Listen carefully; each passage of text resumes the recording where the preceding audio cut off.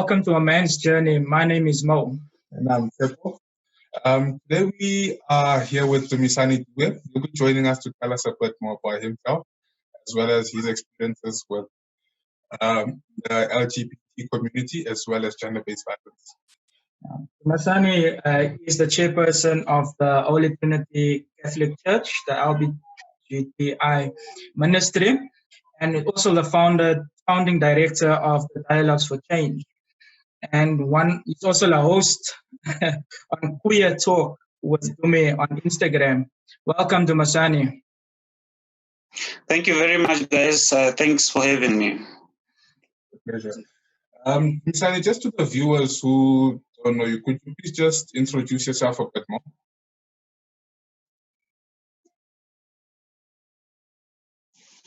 Well, I'm Dumisani Dube. I live in Soweto. I'm from Zimbabwe, 2009. That's about 11 years. And I'm an LGBTI activist.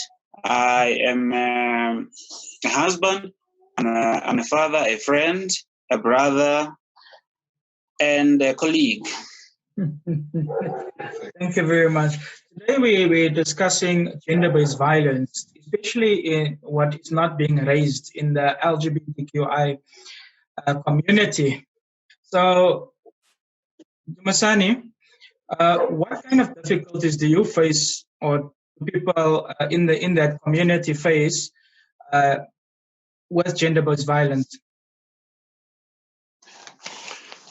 Thank you very much for that question. Firstly, let me say that domestic violence is not GBV.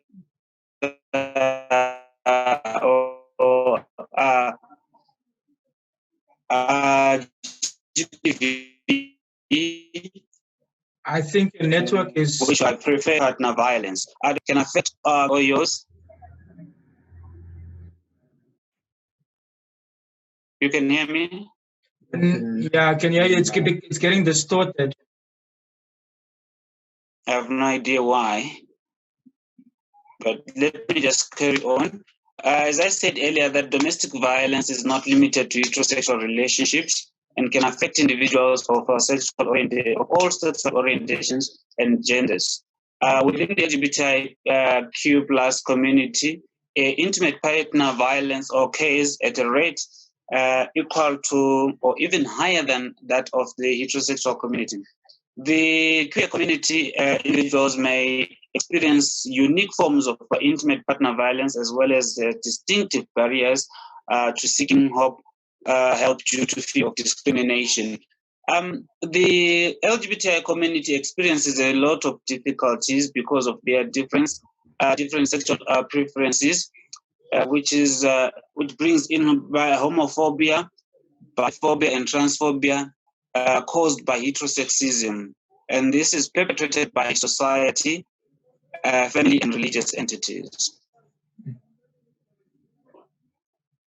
Now, in terms of the difficulties that the LGBTIQ community faces, are there possibly any kind of organizations that you are currently in assistance with or work with that can actually help people who face domestic violence in the LGBTI community? Yes, there are organizations here in Johannesburg and in Pretoria. We have Out LGBTI, which is in Pretoria. Access Chapter 2, also in Pretoria. We have FEW, Forum for the Empowerment of Women, which is in Johannesburg. And then also we use Lifeline, which is also in Johannesburg. Okay, thank you for that.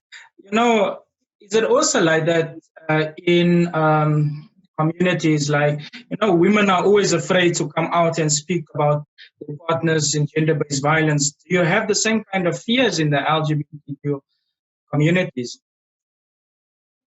Yes, they are. Like any other form of physical or verbal abuse, it brings about fear, and then the violence, as it is, brings in. It strips down the victim of their dignity and humanity and confidence. Victims are afraid of being looked down upon or otherwise.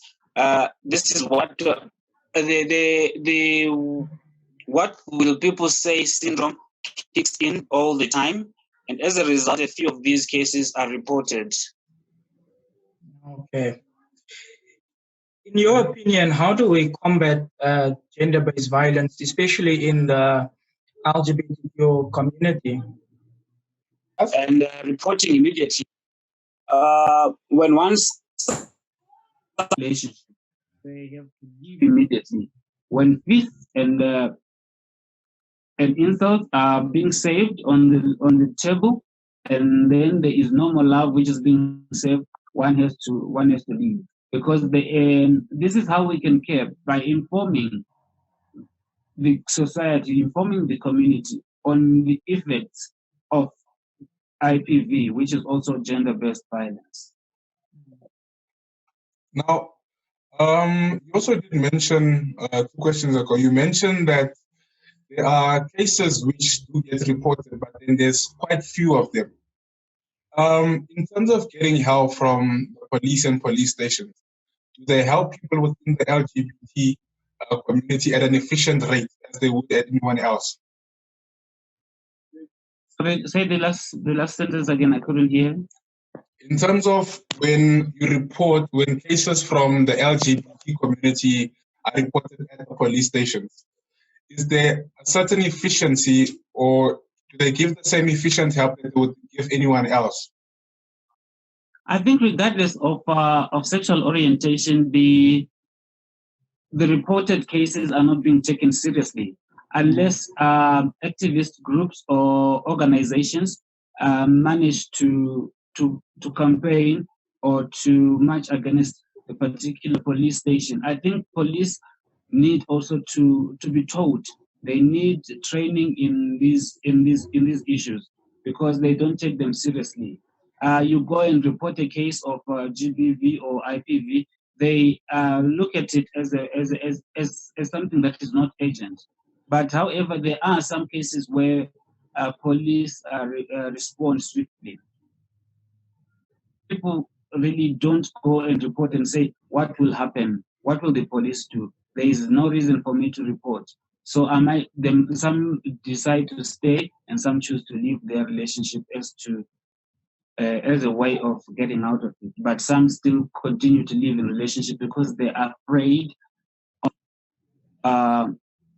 what will people say, and then they are adamant of what and how the police will react. Yes. At the police station, is there centers that assist, especially in the LGBTQ community? The what? Are there any centers or social workers at the police station to assist the LGBTQ community? I think there are victim departments, special victim departments. I don't really know, as I have not visited the police station in quite a long time. I'm sure there are some departments that have been introduced to the police stations so that they can deal with the victims of GBV or IPV.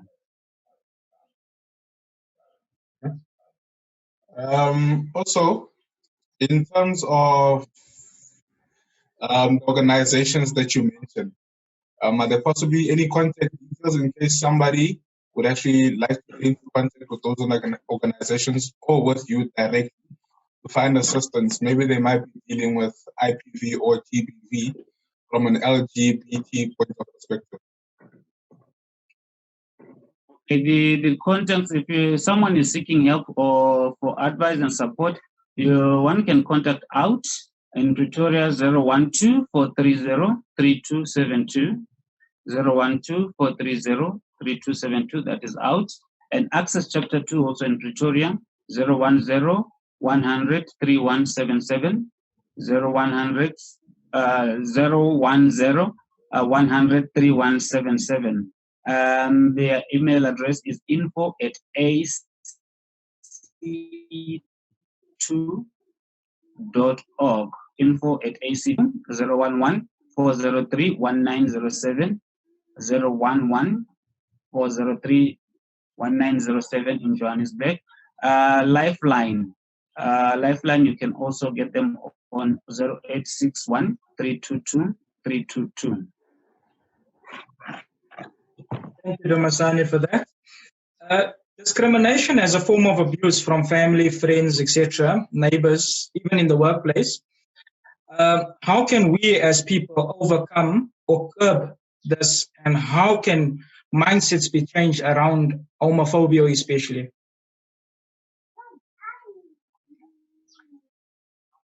Okay, let me talk about ways in which LGBTI people are abused in relationship by intimate partners and how the discrimination comes in. Outing partner sexual orientation or gender identity to their partners, or abusive in partners in LGBTIQ plus relationships may threaten to out victims to family members, employers, or community members. This also brings in the discrimination of who you are and how you do your things. Regardless of what people may say, the LGBTI community are humans like everybody else. But then when we talk about discrimination within the family, when somebody is discriminated, it leads to someone leaving their family, some of whom have they are dependent solely on that particular partner, and then they are discriminated against because they also have been chased away from their home. They are homeless, and it leads to violence, and it leads to abuse, which at some point they have nowhere to go, and then they stay within that particular relationship. Saying that no one will help the victim because they are lesbian, gay, bisexual, or transgender, or that for this reason the partner deserves the abuse. This is also kind of discrimination.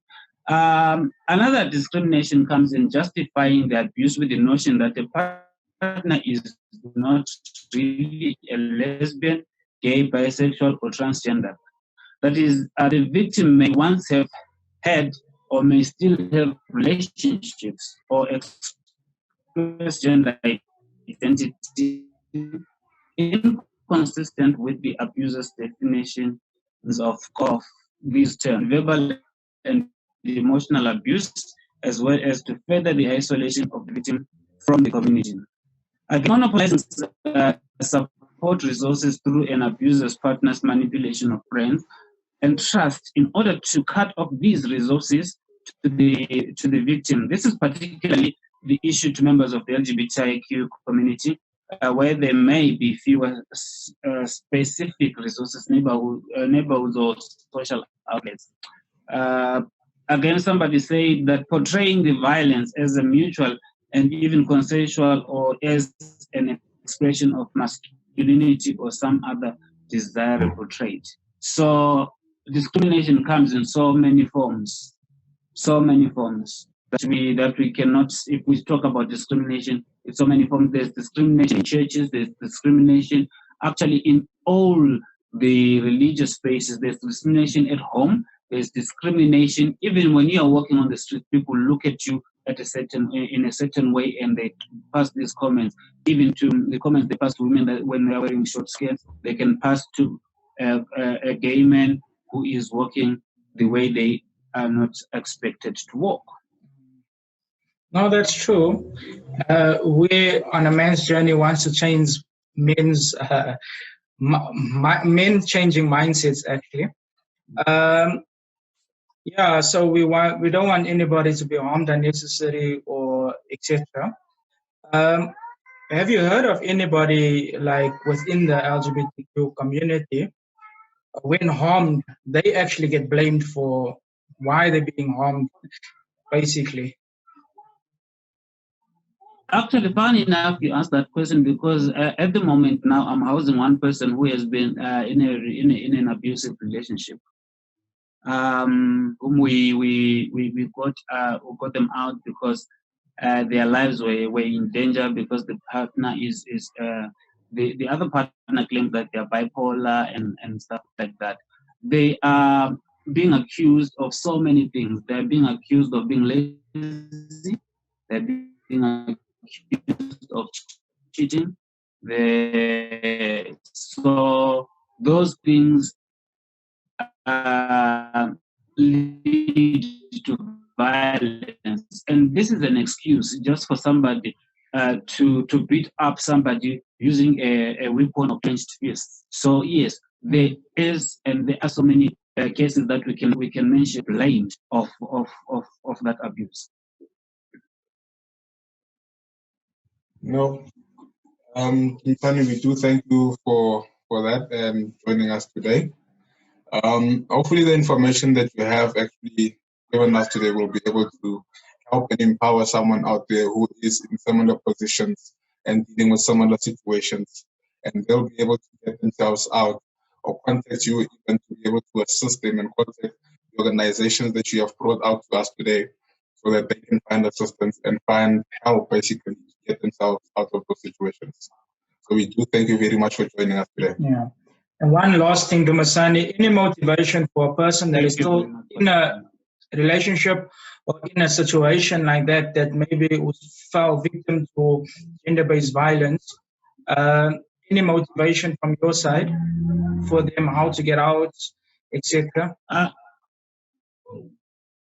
Motivation is, I don't know if it's a motivation, but it's some kind of advice. If you see signs of somebody raising their hands, if you see those signs, the very first time you see the signs, leave the relationship. There is no love. Nobody who loves you lays a hand on you.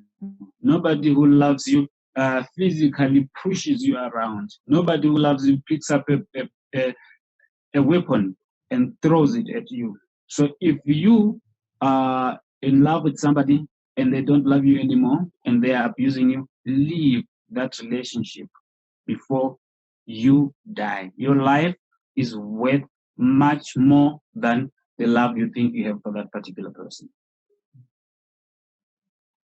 Thank you for that, Dumisani.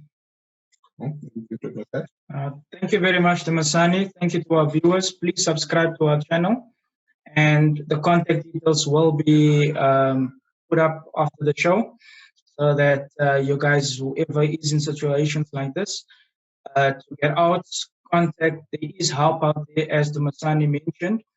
You're not alone. No one is alone. There is people out there who wants to help you. So thank you very much. Thank you, Dumisani. Thank you, Tshepo. Thank you, viewers.